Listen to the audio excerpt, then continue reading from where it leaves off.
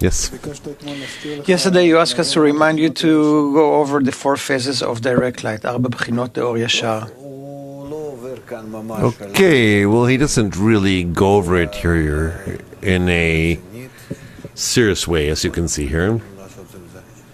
Where can we do this? Or maybe in open meet, does he not go over it? I think maybe should we wait for that or not, so it's not a duplicate. What can I do to repeat it as usual, the way we talked about it? Everyone more or less knows that. Yesterday there were questions about the concepts of male, females, expansions, overcoming. Well, that's not exactly, 4 phases. The bestower is the male, the receiver is the female. Bechina Aleph is the expansion of Chokhmah, expansion, the Yud of Havaya, the expansion of light inside the Kli. So, because the will to receive is being revealed from the Keter, do you want for it to be a little bit schematically? Shorish is all giving. That's the Kotzo Shel Yud, the tip of the Yud. Bechina Aleph is all receiving. Let's say she receives, although she doesn't yet have a vessel of reception, a deficiency, but nevertheless, it's there. That's Yud. Bechina Bet already doesn't want to receive, but rather it dispels, it seemingly dispels the light. She has the light of Chasadim. Here it's Chokhmah in Aleph. Here it's the first Hey in Bet. Chasadim. You can see, yes?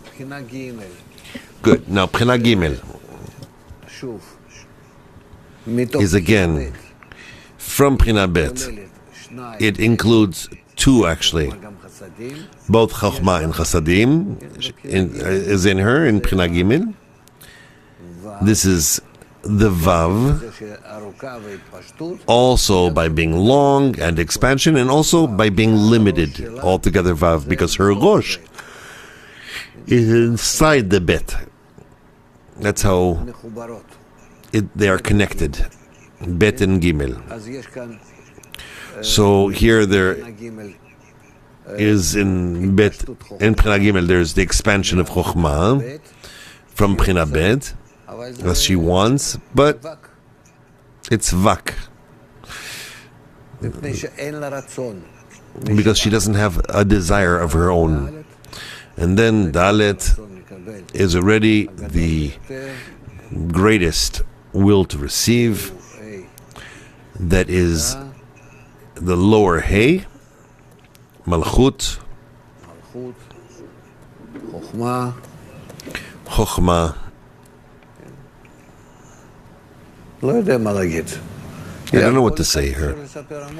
You can tell many things about each of them. Ask. Nevertheless, we'll take a little stroll on this if we need to. Yes. Why Bechina Daled is called Hitgabrut and not Hitpashtut, overcoming and not expansion? There are 2 overcoming. It's Bechina Bet and Bechina Dalet. Overcomings. And there are 2 expansions, Aleph and Gimel. Why? Because Aleph is a result of Bechina Shosh. She doesn't have something of her own, but rather Bechina Shoresh does it in her. And Bechina Gimel is a result of Bechina Bet, from Bina. Bina begets it and makes her that way. That's it. Therefore, there are 2 expansions, Aleph and Gimel, and 2 overcomings, which are Bet and Dalet. And what is the action that comes out in Bet from Aleph, which is called Hitgabrut, overcoming? The overcoming is considered a response. How should we say it? Bet overcomes that which she receives from the Chokhmah, from Bechina Aleph. Dalet overcomes the fact that she receives from Bechina Gimel. It sounds very logical, because in Bet she stops receiving and she wants to bestow. This is a kind of overcoming. In Dalet, she only receives more. So it's not overcoming. She wants the light to expand in her even more. Perhaps the expansion is in the transition, or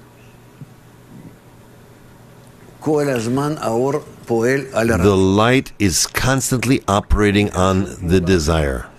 There's no other action here, but rather in the actions of the light on the desire, we see the desire changes each time. So, first of all, we need to understand, where do these changes inside the desire come from? Why is it constantly responding differently? What else is there? Because if it was pleasure and a desire for pleasure, then you have a straight line, a curve, more or less, but in one direction. Why is there some kind of break or even a response, an opposite response, a negative response? It's a negative response. Let's say, B'china Bet, Binah says, I'm not receiving from you. That's it, I don't want you. I want like him, to be similar to the Keter. How could that be? Meaning, what happens to us in the will to receive that it all of a sudden it jumps and says, oh, I don't want. Where does that come from? So we need to see that the will to receive, on one hand, the light that operates on the will to receive, the light carries within it the quality of the bestower. And the quality of the bestower that operates in the will to receive, he kind of delivers this quality of his also to the will to receive. And the will to receive receives the pleasure, but with the pleasure it receives the nature of the giver. Like it or not. That's how it happens. We see this in our life. Yes? Look, for instance, at children. They come from school. According to their behavior at home, you can slowly identify what kind of teacher they have, right? Because they're behaving like her. They're not receiving the information only that the teacher is teaching them, but rather also forms, behavior, all kinds of things, yes? Let's put it as an example, let's say for us. Meaning, the giver, the bestower, bestows himself too inside this giving, whether he wants it or not. In the wisdom of Kabbalah, we learned that this comes in a clothing, that you cannot, in the will to receive, fill it without a certain clothing. What's the clothing? I can't put into the will to receive what it wants. It doesn't get accepted that way. It has to be somehow something that's common, shared with the giver and the receiver. And this common thing is the clothing from the side of the giver, that he delivers this to the receiver, and the receiver receives this clothing, and by that he receives the internality from the giving itself. In psychology, it's let's say, in psychology we talk about there having to be, you say chemistry, there has to be a certain connection, a certain mutual understanding, something between people, so one will be able to receive from the other. You can hear something from someone, and you won't hear a thing. You won't hear a thing. And if you like him, there's a certain inner kind of connection, that so-called chemistry, then you receive everything from him. Meaning, the filling needs to come clothed with something of the giver. And that's how it's accepted in the receiver. Meaning the receiver, in order to receive the filling from the giver, must suit himself, adapt himself to that clothing that the giver gives him. The most standing out example is language. You can say, I don't know what that is at all, because your clothing doesn't suit my clothing. You have to clothe it in such a way that I will understand. That's it. All the interconnections between us are as such. So, in short, what else do you want, Shiovitz? There are many things. The four phases is the whole world. But we can close what Itai asked. Why Bechinat Daled is it Gabrut? Bechinat Bet is clear, but why Bechinat Daled is it Gabrut, overcoming? Bechina Dalet is called overcoming. Certainly, I would explain that it is overcoming by wanting to receive all the light that there is that's being revealed in the will to receive, that wants to receive all the light that comes from the Keter. And as far as the will to receive in Bechina Gimel, she doesn't have that. She overcomes. Now, on the other hand, we need to understand that all those qualities that are in the middle until Bechina Dalet, that's the transition.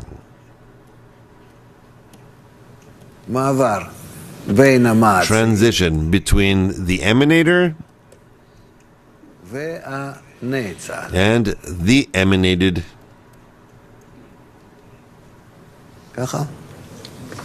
Like this? That's it. Hence, we need to let her see why specifically these qualities connect between the emanator and the emanated. As they build in the emanated, eventually they all go down to the emanated. All the Chokhmah, Bina, and Zeranpin, and the emanated that is incorporated by them can eventually be similar to the Keter. That's the whole goal, the whole essence of this. That Malchut will truly come to be as Keter 100% in everything. If so, there needs to be the greatest will to receive that the Keter wants to give her. It must observe everything that Keter wants of her, and to reveal that same intention, that internal intention of Keter, that the emanator must be like the emanated. Well, that's already, we'll advance with that. We will get to that many times.